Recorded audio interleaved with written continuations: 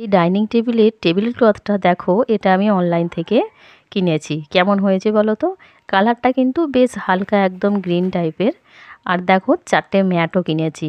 কিন্তু ম্যাটগুলো ভেবেছিলাম একটু হয়তো শক্ত ভাব হবে, কিন্তু তারপর দেখলাম একদম দেখো পুরো কাগজ যেমন হয় না সেই রকম, একদমই পাতলা। মানে গরম জিনিস বসালে কাঁচে কিন্তু সেই তাপটা চলেই যাবে। আমি ভেবে কিনলাম, কিন্তু না, সেরকম জিনিসটা হয়নি। যাই হোক, এটা আরও একটু দামের দিয়ে কিনতে হবে, এটা একটু কম দামেরই কেনা হয়েছিল। চলো বন্ধুরা, আমার বাড়ির উঠানটা তোমাদের একটু ঘুরে দেখাই। কি কি গাছ বসিয়েছি, কি কি ফুল গাছ, কি চাষবাস করেছি, চলো তোমাদের সাথে শেয়ার করি। ফার্স্ট দেখো, এইখানটা দেখো কোপানো আছে। এখানে হচ্ছে পালং শাক বোনা হয়েছে। বীজটা ছড়ানো হয়েছে প্রায় সপ্তাহখানেক আগে। এখন দেখো একদম ছোট ছোট গাছও বেরিয়ে গেছে। কিন্তু এখন আকাশের ওয়েদার যা, কি বলবো, এই গাছ বাঁচানো কিন্তু খুবই কঠিন ব্যাপার। কারণ পুজোতে বলছে বৃষ্টি হবে, কিন্তু বৃষ্টি হলে সত্যি এই গাছ আর বাঁচানো যাবে না। দেখেছো একদম ছোট ছোট সরু সরু গাছ বেরিয়েছে। পালং শাক তো জানোই খুবই শুকি গাছ, একটু জল পেলেই কিন্তু পচে যাবে। হাজবেন্ডের সাথে সেটাই আলোচনা হচ্ছে যে বীজটা ছড়ানো সত্যি আমাদের ভুল হয়েছে। আরও কিছুদিন ওয়েট করে তারপর বীজটা ছড়ানো উচিত ছিল। কারণ বৃষ্টি তো হবেই, বোঝাই যাচ্ছে বৃষ্টি হবেই, নিম্নচাপ হবে, তো এই গাছগুলো সত্যিই থাকবে না। আর এইটা দেখো, এটা তোমরা চিনতে পারছো এটা কি ফুল গাছ? এটা হচ্ছে দোপাটি ফুল গাছ। আর কালারটা দেখো একদম মারাত্মক, কি সুন্দর দেখতে। তবে এই গাছ কিন্তু বসায়নি, এটা এমনিই চারা বেরিয়েছে। কি বলো তো, তুমি যদি একটা দোপাটি ফুল গাছ বসাও, দেখবে পরের বছর ঠিক সেম জায়গাতেই ঠিক চারা বের হয়, তোমাকে আলাদা করে আর চারা বসাতে লাগে। এটা দেখে চিনতেই পারছো এটা হচ্ছে লাউ গাছ। আর আগেই বললাম, এখন যা আকাশের ওয়েদার, বৃষ্টি তো হবেই, নিম্নচাপ হবে যেটা বলছে খবরে। কিন্তু এই বৃষ্টি হলে না এই লাউ গাছ বাঁচানো খুব কঠিন। তাই লাউ গাছকেও প্রচণ্ড খুব ভালোভাবে যত্ন করতে হয়। গোড়ায় মাটি দিয়ে উঁচু করতে হয় যাতে জল না বসে যায়, জল বসাটে যাতে না হয়। কথাতে আছে না, জল বসাটে হলে গাছ ভালো হয় না। তো এটা হচ্ছে লঙ্কা গাছ, আর লঙ্কা গাছে কিন্তু ফুলও ধরে গেছে। আর এদিকে চলো তোমাদের দেখাই, এদিকে বসিয়েছি গাঁদা ফুল গাছ, সারি সারি একদম গাঁদা ফুল গাছ বসিয়েছি।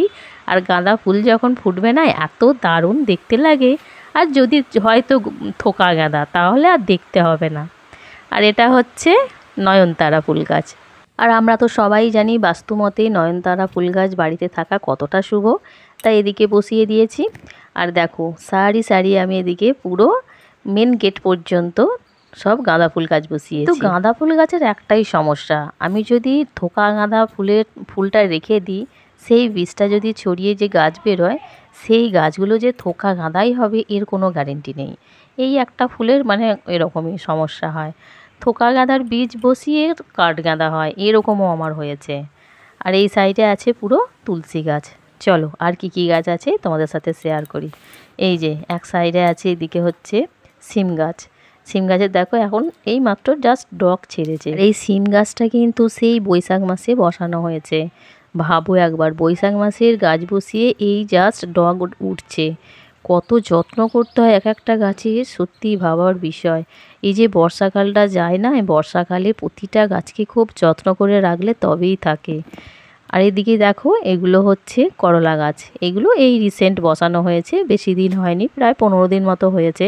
আর দেখো এই কঞ্চিগুলো দেওয়া হয়েছে যাতে এই কঞ্চিকে ধরে আর কি এই করলা গাছ, এটা হচ্ছে বরবটি কড়াই গাছ, এই কঞ্চির মধ্যে যাতে হয়, কারণ মাচা করা তো নেই। তাই সকালে ঘুম থেকে উঠেই ঠাকুরের জন্য যেমন ফুলের চিন্তা হয় সব মানুষের, প্রতিটা মানুষের, যে ফুল কোথায় পাবো।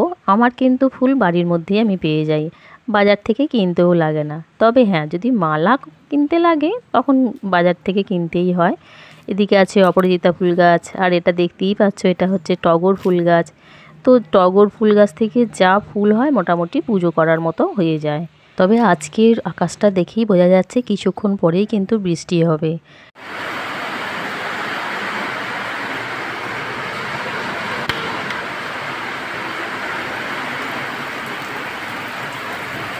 তোমাদের আগেই বললাম যে বৃষ্টি কিছুক্ষণের মধ্যেই আসবে, দেখেছো বৃষ্টি শুরু হয়ে গেল। আর এই যে দেখছো পালং শাক, আগেই দেখালাম ছোট ছোট হয়েছিল, দেখছো জলে পুরো বুড়ে গেছে। তো এই গাছ কিন্তু কোনো মতেই আর বাঁচানো সম্ভব নয়। সত্যি গাছ বসিয়ে এইভাবে চোখের সামনে যদি সেই গাছ এইভাবে ক্ষতি হয়, দেখতে ভীষণই খারাপ লাগে, কিন্তু কিছু করার নেই। তো হাজব্যান্ডকে বলতে হবে এখন আর না, কার্তিক মাস পড়ুক তারপরেই এই পালং শাক চাষ করবে। এবার চলে এসেছি রান্নাঘরে। আর বৃষ্টি মানে আমাদের বাঙালিদের কাছে খিচুড়ির কথা মনে পড়ে যায়, তাই ভাবলাম আজকে একটু খিচুড়ি রান্না করি। এই যে মুগের ডালগুলো প্রথমে লাল লাল করে ভেজে নিচ্ছি, আর হাঁড়িতে সামান্য পরিমাণ তেল দিয়ে তাতে তেজপাতা, গোটা শুকনো লঙ্কা, গোটা জিরে দিয়ে ফার্স্ট জলটা ঢেলে দিলাম। জল গরম হয়ে যাওয়ার পরে চাল ধুয়ে তুলে দিয়েছি। এবার চালটা একটু ফুট ধরতেই তারপরে কিন্তু ডালটা দেব। ফার্স্ট প্রথমে কিন্তু ডাল দিলে ডালটা বসে যাওয়ার সম্ভাবনা বেশি থাকে, তাই চালটা একটু ফুটে গেলে মানে একটু সামান্য সিদ্ধ ভাব হলে তারপরে ডাল দেওয়া বেশ ভালো। যাই হোক, এখানে মুগের ডালটা ভালো করে ভেজে এবার জল দিয়ে দিলাম, আর দেব মসুর ডাল। এই যে হাঁড়ির মধ্যে 2 রকম ডালই দিয়ে দিয়েছি, দিয়ে এবার কন্টিনিউ একটু নেড়ে নিচ্ছি, কারণ ডালটা না হলে নিচেই বসে যেতে পারে, তাই মাঝে মাঝেই কিন্তু একটু নেড়ে দিতে হয়। খিচুড়ির এটাই নিয়ম। আর খিচুড়ির মশলা হিসেবে দেব পেঁয়াজ, আদা, রসুন, টমেটো আর ঝুড়ো ঝুড়ো করে ডিম ভেজে তাতে মিক্সড করে দেব।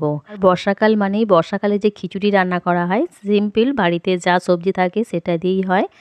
আলু, পেঁয়াজ, আদা, রসুন, টমেটো, ডিম দিয়ে কিন্তু খিচুড়ি রান্না বেশ ভালো হয়। তবে শীতকালে কিন্তু সেই খিচুড়ির অনেক রকম সবজি পড়ে, তারও টেস্ট একটা অন্যরকম হয়। যাই হোক, বর্ষাকালে তোমার বাড়িতে যা যা সবজি থাকে সেটা দিয়েও কিন্তু খিচুড়ি রান্না বেশ ভালোই হয়, খেতে খারাপ হয় না। আমার আবার খিচুড়ি এতই ফেভারিট, সে যেমনই খেতে হোক আমার কাছে সেটা অমৃত লাগে। আমাদের এখানে যে কোনো পুজো অনুষ্ঠানে যদি খিচুড়ি খাওয়ানো মানে শুনি আমি, সেই স্থানে আমি ঠিক সময় পৌঁছে যাই খিচুড়ি খেতে, আমার এতটাই ভালো লাগে। দেখো এদিকে খিচুড়ি রান্না মোটামুটি কমপ্লিট হয়ে এসছে। এবার মশলাটা মিক্সড করে দেব, তারপর খানিকটা ফুটিয়ে নিলেই রেডি খিচুড়ি। তবে খিচুড়ির সাথে একটু ভাজাভুজিটা বেশ ভালো লাগে, তাই একটু আলুও ভেজে নিলাম। এই যে খিচুড়ি রান্না কমপ্লিট হয়ে গেছে দেখো। তবে খিচুড়ি আমার খুব পাতলা খিচুড়িগুলো ভালো লাগে না, একটু ঘন ঘন ভাব হবে, আমার সেটাই বেশ ভালো লাগে। দেখো একটু ঘন ঘন ভাব করেছি। তো খিচুড়ি ঠান্ডা হতে কিন্তু অনেকটা সময় নেয়, তাই প্রায় খাওয়ার 15 মিনিট আগে অন্তত খিচুড়িটাকে বেশ চাড়িয়ে দিতে হয়, তবেই কিন্তু খাওয়া যায়। যাই হোক, হাজব্যান্ড স্নান করছে, হাজব্যান্ডের জন্য এই যে খিচুড়ি বার করছি, আমিও তার সাথে বসে একসাথে বসে খেয়ে নেব। তো বন্ধুরা, ভিডিওটা যদি ভালো লেগে থাকে তোমরা একটা লাইক দিয়ে দিও, আর কার কার খিচুড়ি খেতে বেশ ভালো লাগে কমেন্টে জানিও।